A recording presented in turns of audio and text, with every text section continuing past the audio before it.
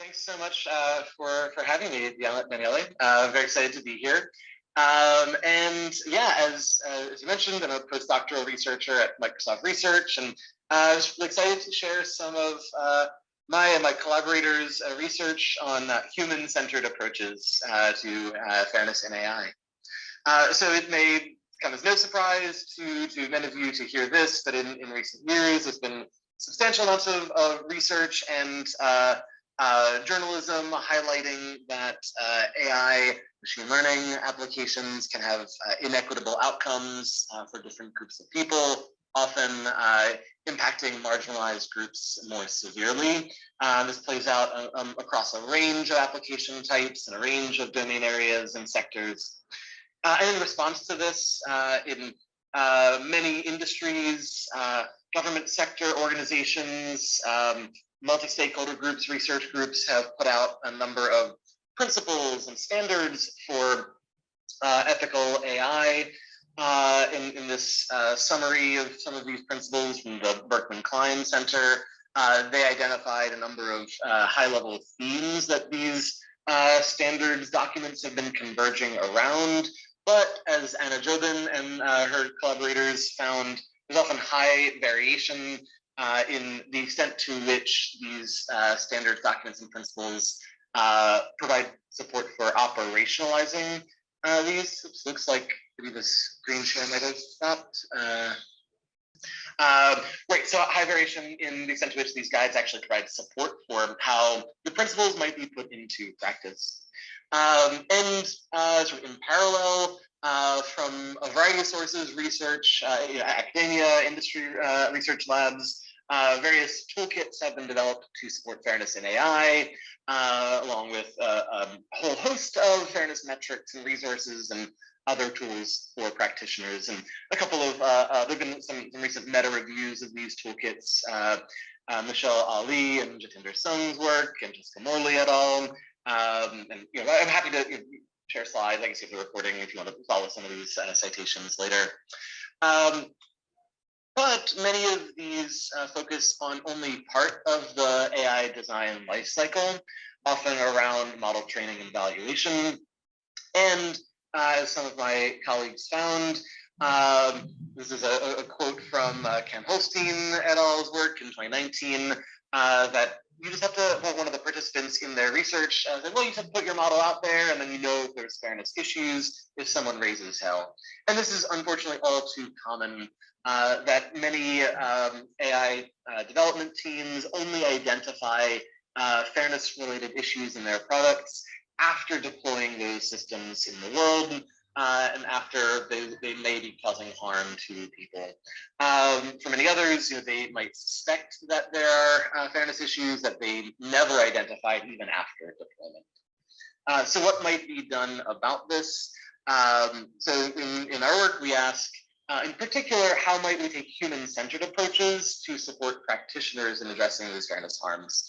And what I mean by that is, for many of many toolkits and resources, fairness metrics, are often used by practitioners, but may not be developed with those practitioners in mind from the beginning, or as much of this prior research found, they may not work exactly with their development and deployment practices. So I'm going to talk about two research projects that we've been working on today, and as well as point to some more emerging research that is currently in development. So one of these projects has been around fairness checklists. So in the last couple of years, a number of groups, as part of this larger trend of developing toolkits and resources for practitioners, have been putting out checklists or guides for teams developing AI products and services to be aware of different considerations in the AI design lifecycle.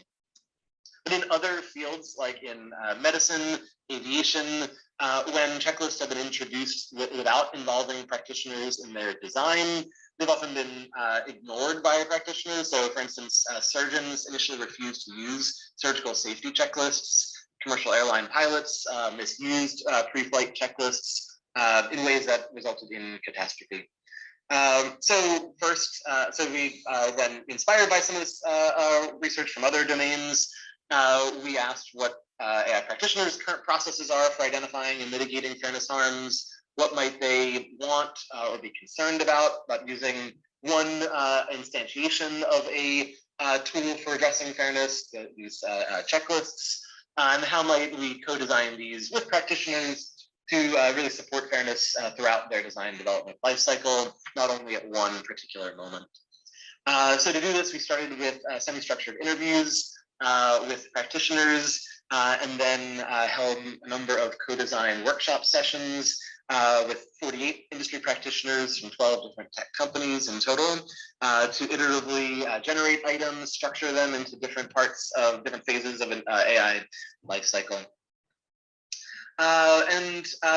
This resulted in over 60 hours of data that we transcribed and coded using inductive thematic analysis approaches, clustering into higher level thematic findings. And just, I guess, one quick word on who these practitioners were. Okay, these were data scientists, machine learning engineers, UX designers, product managers, some domain experts as well in the domains that their teams are working in. So what did we find?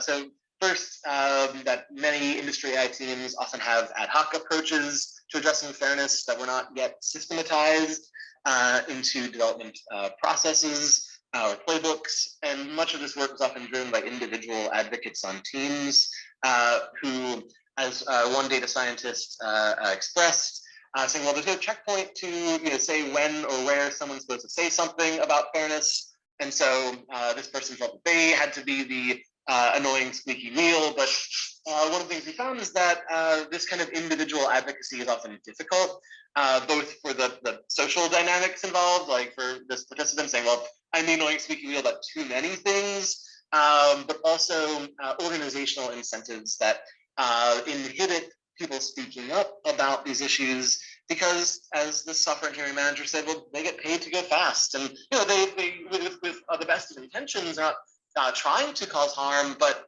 they have timelines that they need to ship products on, and pressures for promotion. Excuse me, and for for a product manager, for their own team's well-being and careers to ship products. And so in light of that, in light of these organizational incentives and social dynamics, we and the participants felt that having some systematized process in place, some form of process for fairness, could empower team members to identify issues, help them negotiate priorities for shipping, but also for responsible AI development, and in particular to do this in ways that fit into their workflows.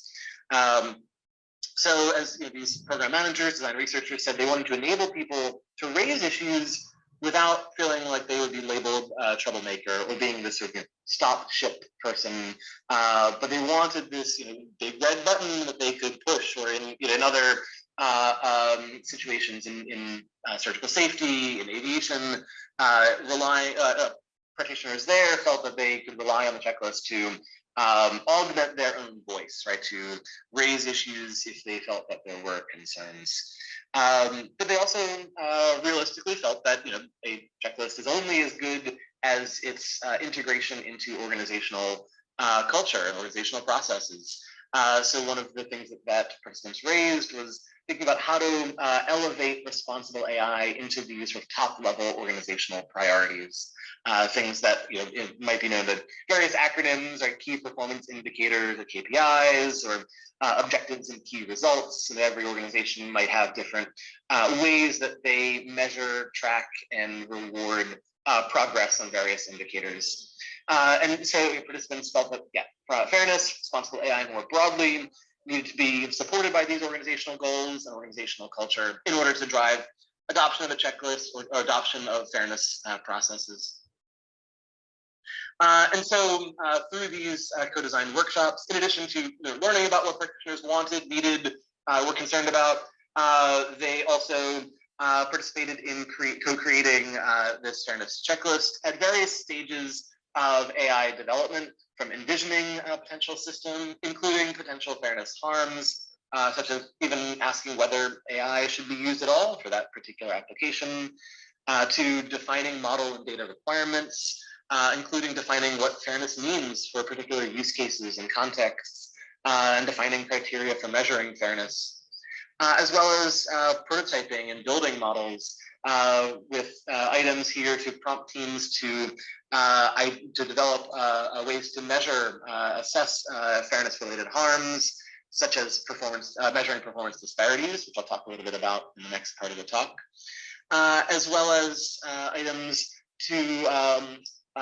consider when launching and monitoring ongoing system performance after deployment, including methods for stakeholder feedback and methods for considering how fairness criteria that they defined early on might be impacted by the context of deployment, especially when deploying models across multiple geographic, cultural contexts.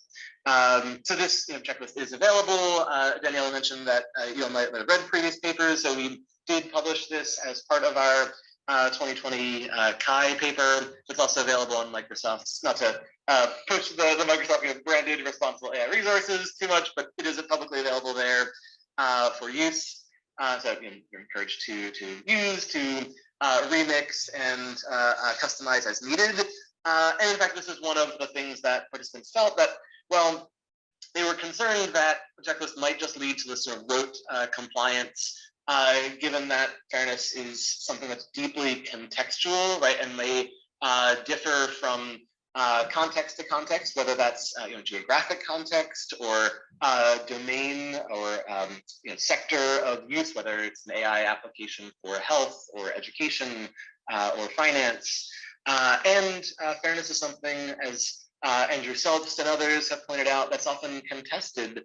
So it's one thing for people to agree on high-level principles about fairness, but when that actually gets operationalized in design decisions and evaluation decisions, that's where it may be contested by different stakeholders, impacted by AI systems, as well as stakeholders involved in the design process. So one of the sort of design considerations that we had when designing the checklist was that it not have specific targets to set or specific goals to meet, but rather that they be used as conversation prompts to prompt conversations about fairness among team members, between teams and stakeholders, rather than defining a priori in advance for every possible application type or sector or context, which is, we certainly could not do that. We wouldn't presume to do that.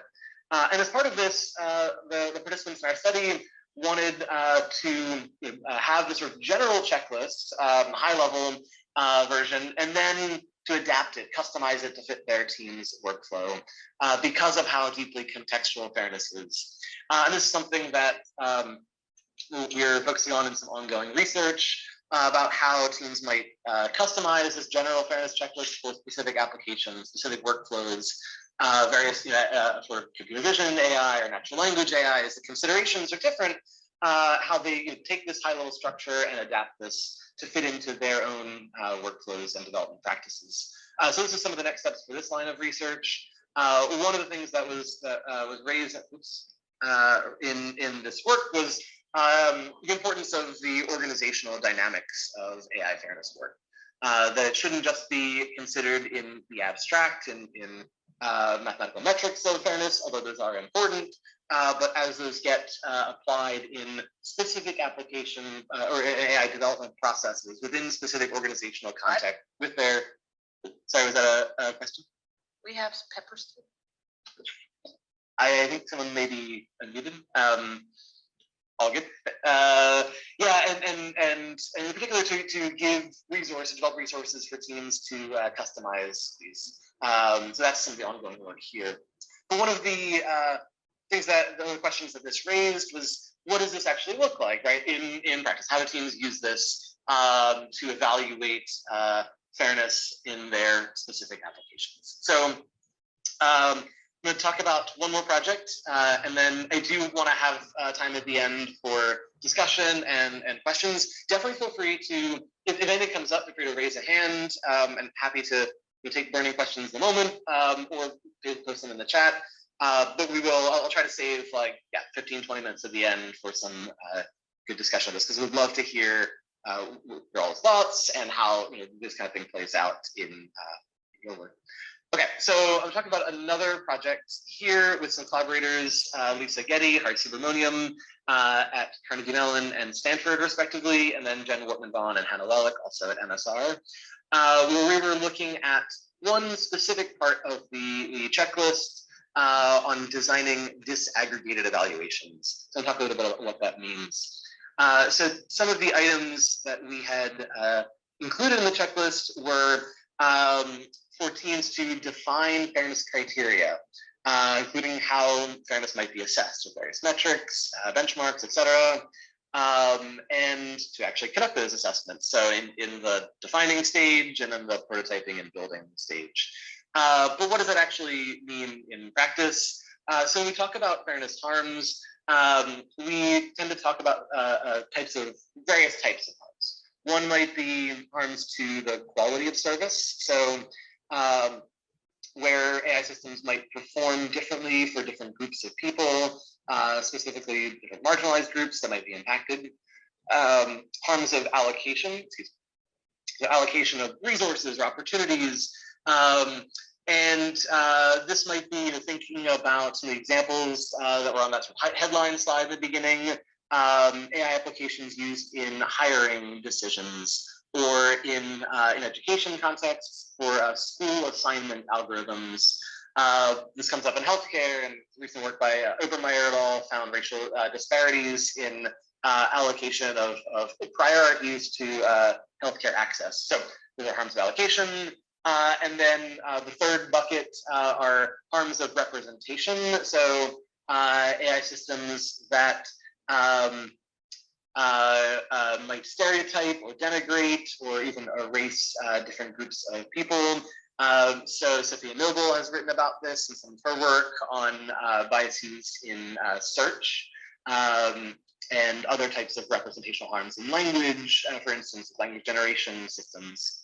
So we're really focusing here on the quality of service. And I'll talk a little bit about how how teams might measure that and some of the processes they use and challenges they face. So disaggregated evaluations are one approach to assessing and reporting AI systems performance separately for different groups of people. So some classic examples of this are Joy Buolamwini and Tim Brew's work on gender classifiers and how they perform differently for people with darker skin tones and women with darker skin tones in particular. Alison Koenigke has had some work in this space as well, other seminal work on evaluating racial disparities in automated speech recognition. So both of these are instances of these quality of service harms, and both of these are disaggregated evaluations. So rather than reporting results in aggregate, they disaggregate by demographic groups. And there have been tools such as FairLearn, which originated at Microsoft, but is now open source, and processes that have been articulated to support these disaggregated evaluations. But many of these approaches, like the Gender Shades work and Alison Koenigke et al.'s work, have been audits from external researchers, external to the teams or companies developing the systems, and then inspired by our previous work on practitioners' approaches in order to try to be more proactive rather than reactive. We wanted to evaluate how teams might use these processes for assessing performance disparities in their own systems, given prior work showing that practitioners may not always use the tools and resources developed in ways that their designers might have intended. And this is almost a truism in HCI generally, but recent work has found this, including some of our own, for responsible AIs. So some research questions here. What are practitioners' processes, challenges when designing these disaggregated evaluations of their own AI systems? What types of organizational support do they need, inspired by some of our prior findings on the organizational dynamics? And then how are these processes impacted by practitioners' organizational contexts? So to do this, we had 33 participants from 10 different teams, from 3 large tech companies, variety of roles, and a variety of application areas for their systems, including text analysis, text prediction, a number of language-related systems, given that much of a lot of previous work was on computer vision, and so we wanted to explore some of how this plays out in language as well, but not all. Some were in fraud detection, security threat detection, speech recognition. So what did we do? Started with semi-structured interviews, just first to understand their existing fairness efforts and which type of feature or component of their systems. Many AI systems, as many of you know, are multi-component systems. So which we're focusing on here. And then we conducted workshops with multiple members of the same team to walk them through this process for designing and conducting these disaggregated evaluations, involving, first defining like what does quality of service mean, how do they operationalize that in performance metrics, what are their use cases, deployment contexts, and which stakeholders and demographic groups should they be evaluating for, what data sets do they need, and then defining their assessment plan. So happy to go into more detail if you have questions about the workshop specifically. But I want to highlight some of our key findings here that I think may be relevant for you all. So first, one of the major ones is that for these disaggregated evaluations, you have to choose a performance metric that you're going to disaggregate. And a lot of teams, they're commonly used performance metrics or often focusing around usage or engagement and not metrics that might actually capture fairness harms. For others, they were working with group-based data, so whether that's like groups in meetings or organizations, in the case of like fraud detection, for instance, that might not be easily disaggregated according to demographic labels. And just more generally, for a number of teams, they already had these sort of fundamental disagreements about how they evaluate their systems in general. And then when it came to choosing a metric to evaluate for fairness related harms, that only exacerbated some of these existing deeper conflicts between business customers and the AI design team and what stakeholders might want. Secondly, what may seem like a straightforward choice in designing these evaluations, like choosing which demographic groups that you're disaggregating for, was something that many teams had difficulty with. In part because for many of the teams that we worked with, and this is broadly true for AI teams and products and services more generally, their systems are deployed at scale across a huge variety of deployment contexts and use cases, and thinking about which, who are the stakeholders, who are the demographic groups in those contexts requires knowledge of, and then which of those groups might be impacted more severely or might be marginalized, requires knowledge of those contexts, requires knowledge of what marginalization means that many teams didn't have. And many teams either didn't have the capacity on their teams, representation on their teams, or didn't have existing engagement with domain experts or stakeholders in those contexts. And this also is related to challenges that teams faced around demographic data collection. So in order to conduct these disaggregated evaluations, teams needed to have access to data with demographic labels in order to disaggregate. Now, this is a common challenge for many AI teams trying to evaluate fairness-related harms, that the privacy requirements that their teams were trying to adhere to were often at odds with their obligations for responsible AI. So they for instance, they needed to have access to demographic labels to evaluate fairness, but they had privacy requirements that restricted collecting PII data. In addition to lacking capacity, whether that's expertise on their team or relationships with local stakeholders in the deployment contexts, or infrastructure for collecting demographic data, and specifically self-reported demographic data. Some teams talked about possibly inferring demographic data from other attributes, but that brings with it its own issues for responsible AI, which I'm happy to talk more about if folks have questions. In the absence of that data, many teams talk about falling back on their own personal experiences to identify the demographic groups that might be marginalized or that they should disaggregate for. And this might be problematic given the demographics of many AI teams, often largely white, largely male, and not always from the geographic contexts that they're deploying their systems in, maybe, dozens of different countries and regional markets.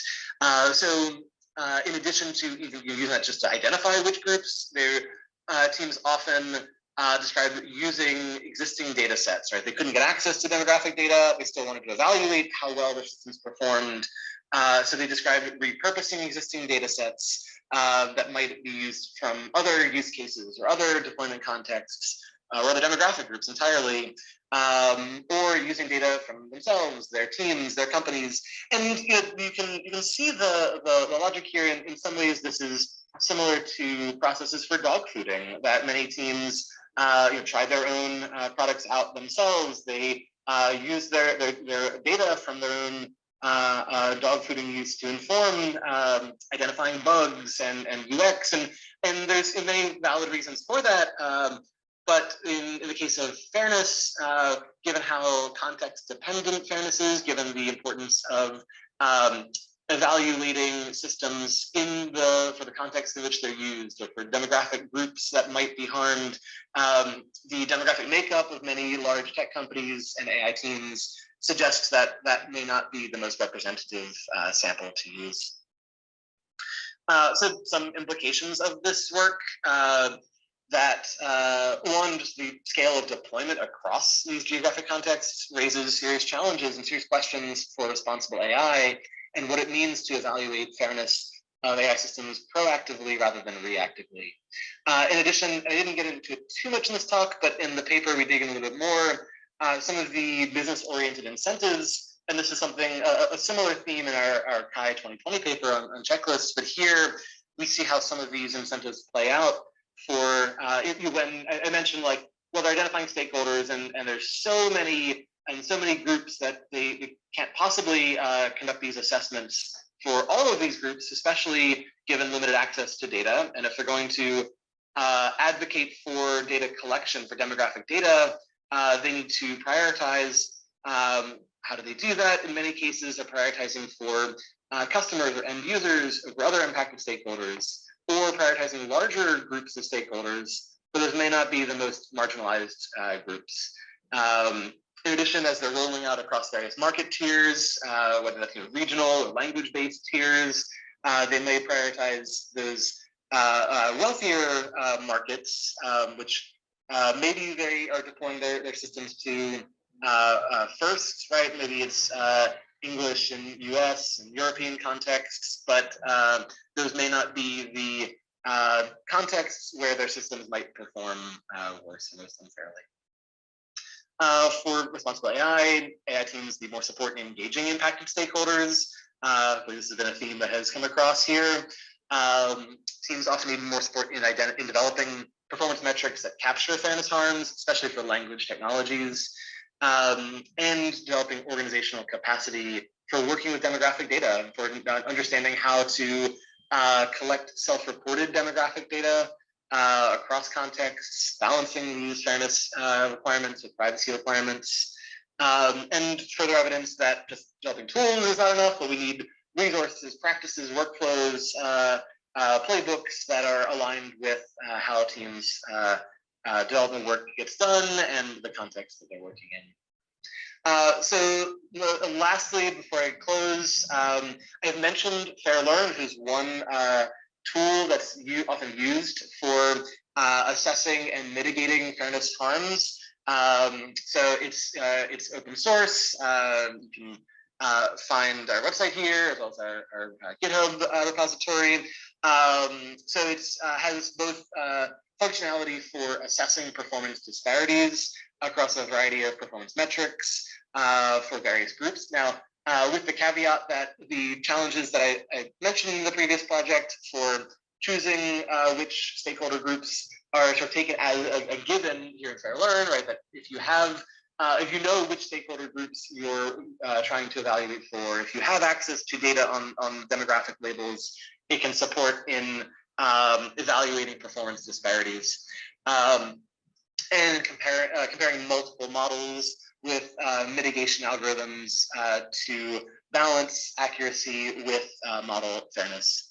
But one of the things that I've been mentioning in the talk is that fairness is not just technical, it's not just a set of tools. And full disclosure, I'm one of the maintainers of Fair Learn. And so we're really trying to provide support for some of the social, in addition to the technical aspects of fairness, since fairness is socio-technical. And so we have a number of contributors from the open source community who are developing resources for understanding, for instance, like construct validity or how you might measure constructs like fairness, and trying to develop resources for identifying stakeholders and collecting demographic data and things like that. So if this seems like something that you might be interested in, it's open source, you're welcome to use it, access it, contribute to it if you'd like. And we definitely encourage contributions, from the larger community, and including from an interdisciplinary community. So people writing documentation, writing resources that aren't always code, but certainly that is welcome as well. And so everything that I've been talking about so far, I'll just say a little bit about some future and ongoing work. The projects that I've mentioned so far have been focusing on AI practitioners, developing AI products and services, and how we might provide support for them. But of course, there, as has been a consistent theme throughout, they are not the only stakeholders whose perspectives are important.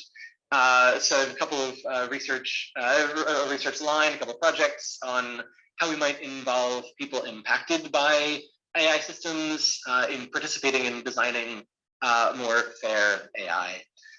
So one of these projects with some collaborators at Cornell, Qian Yang and Fernando Delgado, we're doing a little bit of a survey of existing participatory approaches, like how are people currently involving stakeholders, non-expert stakeholders, in designing AI, and what are some of these cross-cutting themes, approaches, trying to